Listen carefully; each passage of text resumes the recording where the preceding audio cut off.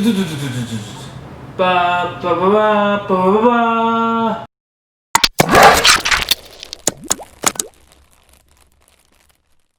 자, 여러분들 지금 이곳은 고려대 안암병원입니다. 고려대 안암병원에서 오늘 다룰 주제는 뭐냐? 동서고금을 다 막론하고 제일 어려운 자기소개서 항목인 지원운기 항목에 대해서 공략법을 말씀드리겠습니다.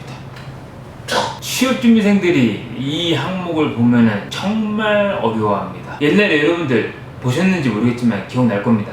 트랜스포머 2 주인공이 초반에 면접 보러 다닐 때 면접관이 질문합니다. 우리 회사에 지원한 동기가 뭡니까? 그 주인공이 어버버버버버 말을 못해가지고 탈락하는 장면이 있어요. 그만큼 지원 동기는 애매모호하고 작성하기 어려운 항목이다. 그래서 제가 준비한 솔루션은 무조건 기업 지원할 때마다 지원 동기를 새롭게 쓰는 게 아니라 어느 정도 포맷에 맞춰서 기본기를 바탕으로 강약 조절하는 거다. 이 한 가지 주제에 대해서 디테일하게 지금부터 방송을 시작하도록 하겠습니다. 지원 동기는 모든 기업들에 대해서 다 똑같이 쓸 필요가 없다고 하던데 직무에 따라서 지원 동기를 작성해야 되는 건가요? 지원 동기는 기업들을 지원할 때마다 쓰는 것들이 맞습니다. 오히려 직무 컨셉으로 쓰면은 복사하기 붙여넣기 있다 해가지고 딱 그 지원 동기 보는 순간 정성을 들이지 않았다 해서 떨어뜨립니다. 그렇기 때문에 지원 동기는 직무 컨셉이 아니라 지원하는 회사에 따라서 달라져야 된다.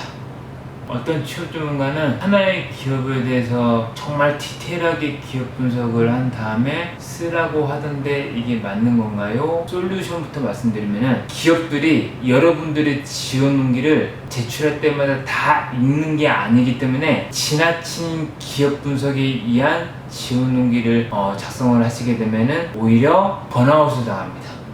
기업들 지원할 때마다 너무 정성을 들여서 쓰게 되면은 서류 통과 확률이 있는데 말 그대로 확률 싸움이기 때문에 정성을 들인다고 해서 무조건 통과시켜주는 거 아니거든요. 그렇기 때문에 기업들 지원할 때마다 무조건 기업 분석과 업종 분석을 철저히 해야 되는 거 아닙니다. 강약 조절을 하셔야 됩니다. 지원 동기는 허수 지원자들을 걸러내기 위해서 배치되는 항목이라고 하는데 이건 맞는 건가요? 오랜만에 정답을 말하셨습니다. 허수 지원자를 걸러낼 때 제일 먼저 보는 항목이 지원 동기입니다.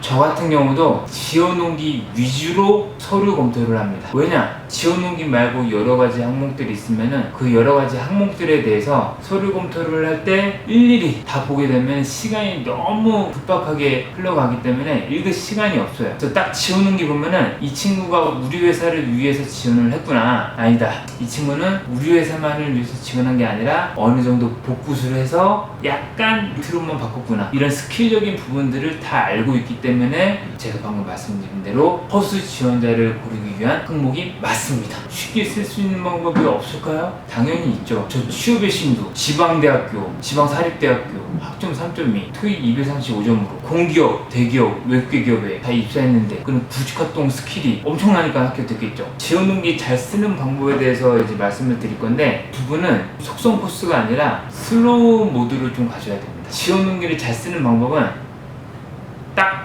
한 가지입니다. 습관을 들이셔야 됩니다. 그 습관이 뭐냐? 매일 뉴스를 보시고 스마트폰, 인터넷 기사 말고 페이퍼 신문을 보셔야 됩니다. 저 같은 경우는 학교 다닐 때 TV로 뉴스를 보면서 귀로 듣고 눈으로 페이퍼 신문 보면서 눈으로 흡수를 하고 그렇게 평상시에 기업이라든지 업종이라든지 생활 모든 면에 걸쳐서 머릿속에 지식이 습득되어 있으면은 지원 동기 쓸 때 그때 벼락치기 하는 게 아니라 평상시에 쌓여있던 지식을 바탕으로 술술술술 풀리기 때문에 전혀 걱정할 필요 없이 자연스럽게 써집니다. 그 지원 동기 하나 쓸 때마다 여러분들은 하루씩 걸리잖아요. 저는 2시간 이내로 다 끝내셨습니다. 이렇게 설명해줘도 막연해 하시는 분들이 있는데 매주마다 진행하는 자콘서트 참여하시고 제 책 보시면은 더욱더 빨리 감을 찾을 수 있을 겁니다. 아시겠죠? 취업시장에서는 지원 동기를 쓸 때 직무 컨셉이라고 쓰던데 왜 근데 회사 컨셉으로 써야 되죠? 대부분의 취업 전문가들은 직무 컨셉으로 쓰라고 합니다. 저는 뭐 대학 시절에 어떤 경험을 통해서 혹은 저는 대학교를 졸업하고 나서부터 어떤 경험을 통해서 지원한 직무와 관련된 경험이 있기 때문에 업무를 잘 수행할 수 있습니다. 다 이렇게 쓰기 때문에 지원후기는 우리 회사를 위해서 소신 지원했냐 아니면 묻지마 지원했냐 보는 항목인데 죄다 이렇게 쓰기 때문에 그래서 기업들이 스펙을 보는 것들이 있습니다. 내용을 보고 걸러내야 되는데 그걸 보고 걸러내지 못하니까는 스펙을 보고 걸러낸다는 소리예요. 그렇기 때문에 여러분들이 정말로 입사하고 싶은 회사가 있다면 회사 컨셉으로, 직무가 아니라 회사 컨셉으로 적으셔야 합니다. 아까 전에도 설명해 드렸지만은 회사 컨셉, 이 회사를 위해서 내가 노력할 내용 말고 이 회사를 위해서 내가 노력하는 내용, 노력한 내용을 바탕으로 적으셔야지 기업들이 그 내용을 바탕으로 얘 진짜 노력을 했구나 라고 판단을 해서 뽑아줍니다. 아시겠죠? 취업 분야 베스트셀러 작가로서 해주고 싶은 말이 있습니다. 여러분들은 인터넷에 있는 묻지마 통신, 그리고 검증되지 않는 취업 전문가들, 인사팀 출신이다 이런 사람들 말하는 정보들에 대해서 오염들이 되어 있습니다. 내용들 보면은 직무 컨셉으로 적어야 된다, 업종 분석을 많이 해야 된다, 그런 이상한 헛소리들이 많이 있는데 무조건 회사 지원하기 적을 때는 다른 회사도 아니고 왜 우리 회사를 지원했느냐, 그 궁금증을 풀어내도록 노력한 내용들을 적는 게 핵심입니다. 제가 여태까지 1년에 지원등기만 하더라도 10,000개 이상은 보거든요.